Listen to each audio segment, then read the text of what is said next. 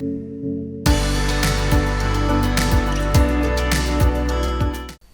chụp được số bóng ôn từng ở trên đài cầm bông từ tia sángនៅក្នុង channel YouTube របស់ខ្ញុំបាទអូខេអញ្ចឹងសម្រាប់វីដេអូមួយនេះខ្ញុំនឹងធ្វើការលើកបង្ហាញជូនអំពីការចងស្រមោលទៅលើរូបភាពបាទដូចដែលវីដេអូមុនៗអញ្ចឹងគឺខ្ញុំបានធ្វើការបង្ហាញរួចមកហើយទាក់ទងទៅនឹងការដាក់ស្រមោលទៅឲ្យរូបភាពណាបាទប៉ុន្តែវីដេអូមុនគឺខ្ញុំធ្វើជាលក្ខណៈគេហៅថាវែងឆ្ងាយ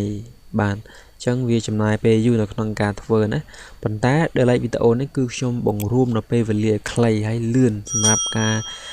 ងាររបស់បងប្អូនដែលជាអ្នកចូលចិត្តខាងផ្នែកedit រូបភាពបាទឬក៏ការធ្វើ catalog អីផ្សេងៗបាទអូខេអញ្ចឹងដើម្បីកុំឲ្យខាតពេលយូរបងប្អូនចូលទៅបើក Photoshop ជាមួយនឹងខ្ញុំទាំងអស់គ្នាណាបាទអូខេខ្ញុំបើក Photoshop របស់ខ្ញុំមក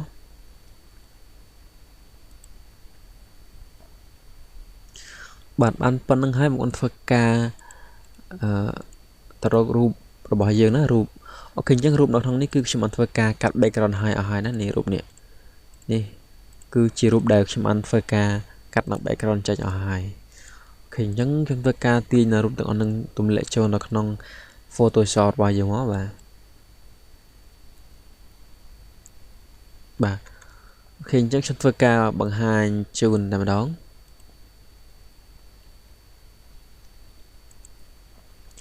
បាទអញ្ចឹងបងប្អូនពង្រីកនៅរូបរបស់យើងឲ្យធំតិចសិនមកដើម្បីងាយស្រួលមើលទាំងអស់គ្នាអូខេអញ្ចឹងដើម្បីចង់ accent បានបងប្អូនក្រឡេកមើលមកកាន់កន្លែងនេះបងប្អូនឃើញមាន layer មាន history ហើយនឹង accent អញ្ចឹងបងប្អូនចូលពី accent ហ្នឹងមកគឺយើងមកក្រោមតិចមកអញ្ចឹងបងប្អូនបើកគេហៅថាបង្កើត set ឲ្យវាថ្មីមួយមកគឺយក set file អញ្ចឹងណាអូខេអញ្ចឹងចុចនៅប៊ូតុងអូខេបាទណា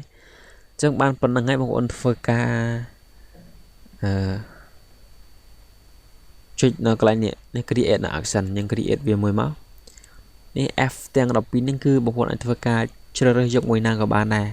ណាបងប្អូនកន្លែងមួយណាគឺបងប្អូនយកមួយនឹងចោះបាទអូខេអញ្ចឹងខ្ញុំយក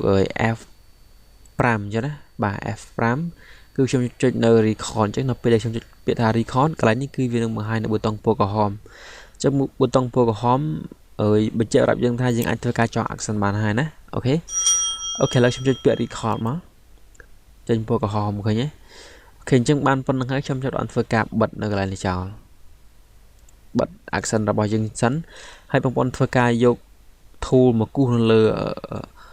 រូបរបស់យើងណាគូសជារង្វង់មកឬក៏ជាជ្រុងក៏បានអត់បញ្ហាទេឲ្យតែជា tool នោះអាចគូសជារង្វង់បានឬក៏គេហៅថាហុំពត់ជុំវិញបានបាទអញ្ចឹង tool យើងមានច្រើនខ្ញុំបានបង្ហាញពីវីដេអូមុនអញ្ចឹងបាទយើងអាចប្រើប្រាស់តាមរយៈអក្សរ J ក៏បាន L ក៏បាន M ក៏បានឬក៏ប្រភេទ tool ផ្សេងៗក៏បានដែរអត់បញ្ហាទេណាឲ្យតែជាអាចគូសរង្វង់បានអូខេឥឡូវខ្ញុំបង្ហាញលើអក្សរ L អញ្ចឹងខ្ញុំគូសអញ្ចឹងមកបើខ្ញុំគូសជារង្វង់អញ្ចឹងមកហើយខ្ញុំលេងចោលទៅអូខេបានបងប្អូនធ្វើការបើកនៅ accent របស់យើងបើកវិញអញ្ចឹងមកចុចកន្លែងនេះណាក្រហមវិញមិនអញ្ចឹងណាអញ្ចឹងបានប៉ុណ្ណឹងបងប្អូនធ្វើការចុចនៅ Ctrl អក្សរ J ណាបាទប៉ុណ្ណឹងហើយចុចនៅ Ctrl អក្សរ J ហើយយើងចុចCtrl អក្សរ U បាទអញ្ចឹងយើងមើលមកកាន់កន្លែង line នេះនឹងមកបងប្អូនដកវាអស់បងប្អូនឃើញទេអញ្ចឹងបានប៉ុណ្ណឹងហើយបងប្អូនធ្វើការចុចនៅអូខេហើយបងប្អូនធ្វើការបញ្ជូនរូបនឹងទៅខាងក្រៅណាយើងចុច Ctrl គ្នាបើកបាទនៅពេលដែលយើងចុច Ctrl គ្នាបើកស្រមោលនឹងវានឹងរុញទៅខាងក្រៅរូបភាពរបស់យើងឃើញទេបាទអូខេបានប៉ុណ្ណឹងហើយបងប្អូនធ្វើការគេហៅថាចុចនៅ Ctrl V បាទ Ctrl V មកហើយបន្ទាប់ទៀតបងប្អូនធ្វើការចុចនៅសញ្ញាព្រួញបាទសញ្ញាព្រួញទាំង4គឺយើងឃើញហើយនៅលើ keyboard របស់យើងមានឡើងលើចុចក្រោមឆ្វេងស្ដាំមិនអញ្ចឹងណាបាទអញ្ចឹងខ្ញុំចុចសញ្ញាព្រួញចុចក្រោមមកដើម្បីដាក់ស្រមោលឲ្យជើងរបស់យើងបាទអូខេឥឡូវខ្ញុំចុចសញ្ញាព្រួញចុចក្រោមមកបងប្អូនឃើញទេ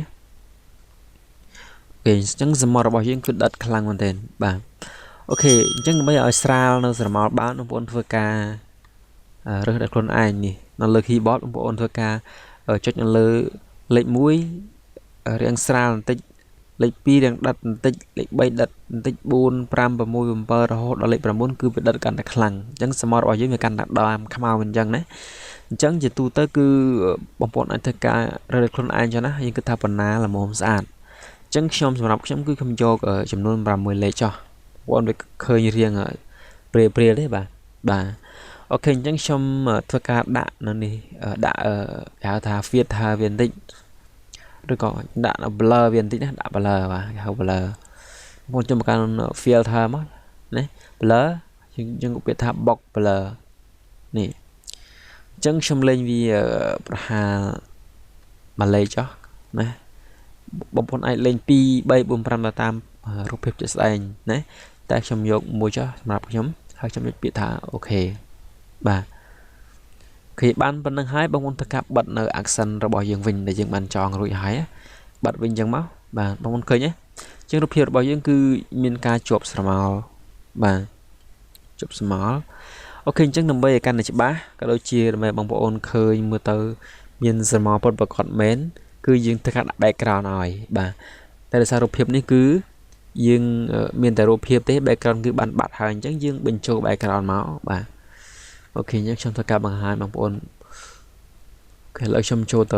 រក background របស់ខ្ញុំបាទនេះសុទ្ធសឹងតែជា background ឥឡូវខ្ញុំរើសយក background ណាដែលស័ក្តិសមជាមួយនឹងរូបភាពបាទអូខេសូមបញ្ជាក់បន្តិចណាសម្រាប់ background បងប្អូនមិនអាចថាខ្ញុំរើស background ដាក់អាណាក៏បានដែរដាក់មួយណាក៏អត់មានបញ្ហាដែរបាទប៉ុន្តែបងប្អូនត្រូវគិតថាតើសម្លៀកបំពាក់ប្រពៃណីសម្លៀកបំពាក់បែបដើរលេងសម្លៀកបំពាក់បែបគេហៅថា trip ឬក៏លក្ខណៈរាត្រីឈុតរាត្រីតែយើងគួរដាក់ background បែបម៉េចឬប្រភេទបែបម៉េចដែលស័ក្តិសមជាមួយនឹងរូបភាពរបស់យើងមិនអញ្ចឹងណាអូខេអញ្ចឹងការរើសរូបភាពក៏សំខាន់ដែរ background ក៏សំខាន់ដែរអញ្ចឹងយើងធ្វើម៉េចយើងដាក់ background ក្នុងរូបភាពឲ្យស៊ីគ្នាបាទអូខេតែនេះគ្រាន់តែជាការឧទាហរណ៍របស់ខ្ញុំទេណាបងប្អូនពេលដែលបងប្អូនអនុវត្តជាក់ស្ដែងខ្លួនឯងឬក៏ការងារនៅកន្លែងធ្វើការរបស់បងប្អូនជាក់ស្ដែងខ្លួនឯងគឺបងប្អូនដាក់ background យ៉ាងម៉េចឲ្យស័ក្តិសមជាមួយនឹងសម្លៀកបំពាក់ឬក៏រូបនឹងដូចគ្នាអូខេបាទអូខេអញ្ចឹងយើងទៅទាំងអស់គ្នាបន្តទៀតបាទអូខេឥឡូវខ្ញុំយក background មួយទៀតចុះបាទ background មួយទៀតគឺ background នេះណាបាទអូខេអញ្ចឹងបានប៉ុណ្្នឹងហើយបងប្អូនធ្វើការទាញណាទាញ background នឹងបញ្ចូលទាញបញ្ចូលអញ្ចឹងមកហើយយើងពង្រីកវាធំបន្តិចមកអូខេឥឡូវសន្មតថាប៉ុណ្្នឹងចុះណាបាទអូខេខ្ញុំពង្រីករាងធំតិចដើម្បីងាយស្រួលមើលណាបងប្អូនឃើញសមោលបាត់ទេបាទសមោលគឺវាបានបាំងជាមួយនឹង background បាទអញ្ចឹងខ្ញុំបញ្ជូនវាទៅខាងក្រោមទៀតបាទឃើញទេអញ្ចឹងសមោលរបស់យើងគឺផុសមកហើយនៅពេលខ្ញុំបញ្ចូលរូបភាពទៅខាងក្រោយណាបាទអូខេអញ្ចឹងការដាក់សមោលគឺបានរៀបចំឲ្យអស់ហើយណាការចងអក្សររបស់ខ្ញុំគឺអូខេហើយបាទអញ្ចឹងជៀសវាងនៅបញ្ហាដែលកម្មវិធី Photoshop យើងដាច់ឬក៏វាលុតខ្ញុំ save មួយសិនមកបាទខ្ញុំ save action មួយសិនអញ្ចឹងអំពីការ save action អីគឺខ្ញុំបានបង្ហាញរួចហើយណានៅវីដេអូមុនបាទអូខេខ្ញុំបានបង្ហាញហើយមិនសាហើយអញ្ចឹងណាដាក់នៅលើ screen អញ្ចឹងបាទជាការស្រេចបាទអូខេបានប៉ុណ្្នឹងហើយខ្ញុំធ្វើការទៅមើលរូបភាពផ្សេងណាអូខេដល់ខ្ញុំរកមើលរូបភាពណាដែលជាគូមួយដើម្បីងាយស្រួលបង្ហាញបងប្អូនអូខេឥឡូវឧទាហរណ៍ថារូបភាពនឹងចុះបាទអញ្ចឹងការទាញ background ទាំងរូបភាពគឺបងប្អូនទាញដាក់អញ្ចឹងមកណាអញ្ចឹងបានប៉ុណ្ណឹងខ្ញុំធ្វើការគេហៅថាពង្រីកធំពង្រីករាងធំមកដើម្បីឲ្យងាយស្រួលបាទអូខេសូមមកតាប៉ុណ្ណឹងចុះអូខេបានប៉ុណ្ណឹងខ្ញុំបញ្ជូនរូបភាពនឹងទៅខាងក្រោយអូខេអញ្ចឹងខ្ញុំទម្លាក់រូបភាពបន្តិចអូខេអញ្ចឹងយើងមើលបាទការដាក់រូបភាពរបស់យើងក៏សំខាន់ដែរយើងមើលឆ្វេងស្ដាំលើក្រោមតែវាស័ព្ទអាម៉ាតជាមួយនឹងរូបភាពរបស់យើងទេវាឈរនៅទីតាំងកណ្ដាលទេបាទអូខេប៉ុន្តែរូបភាពខ្លះគឺវាអាចឈរនៅចំហៀងបែបនេះបើសិនជា អាចជួនកាលអាចនៅទីនេះតែនៅខាងនេះគឺមានរូបអីផ្សេងចឹងទៅបាទតែដោយសាររូបនេះគឺអត់មានអីទេគឺយើងអាចដាក់ទីតាំងកណ្ដាលបានអត់បញ្ហាទេណាបាទអូខេអញ្ចឹងបងប្អូនដល់ចំណុចពិសេសហើយដែលយើងត្រូវដឹងបាទមុនហ្នឹងគឺយើងចងមិនអញ្ចឹងឥឡូវយើងទម្លាក់វិញឬយើងស្រាយវិញបាទអូខេអញ្ចឹងយើងចងមុនហ្នឹងគឺយើងចងហើយ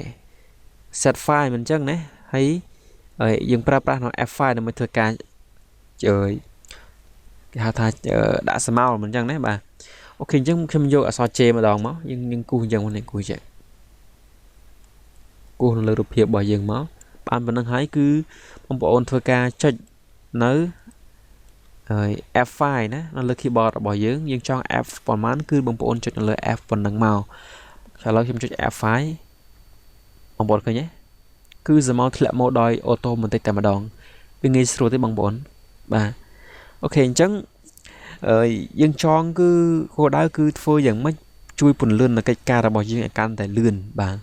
យើងចងតែម្ដងគឺរូបភាពរបស់យើងប្រើបានគ្រប់រូបភាពទាំងអស់គឺជាទូទៅឬក៏ជានិរន្តរ៍តែម្ដងបាទអូខេអញ្ចឹងសម្រាប់ការចងអាក់សិនសង្ឃឹមថាបងប្អូន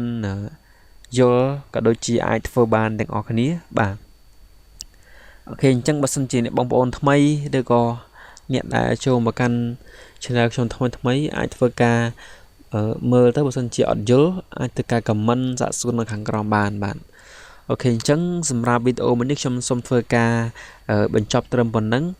ហើយអរគុណបងប្អូនទាំងអស់គ្នាដែលបានតាមដានតាំងពីចំណុចចាប់ផ្ដើមរហូតដល់ទីបញ្ចប់នេះបាទអញ្ចឹងសង្ឃឹមថាបងប្អូនអាចធ្វើបានទាំងអស់គ្នាហើយបើសិនជាមានចម្ងល់សូមកុំភ្លេចធ្វើការ comment នៅខាងក្រោមវីដេអូរបស់ខ្ញុំបាទអូខេអញ្ចឹងជូនពរបងប្អូនទាំងអស់គ្នាមានសុខភាពល្អហើយទទួលបាននៅគេថាកម្លាំងកាយកម្លាំងចិត្តដើម្បីបន្តកិច្ចការ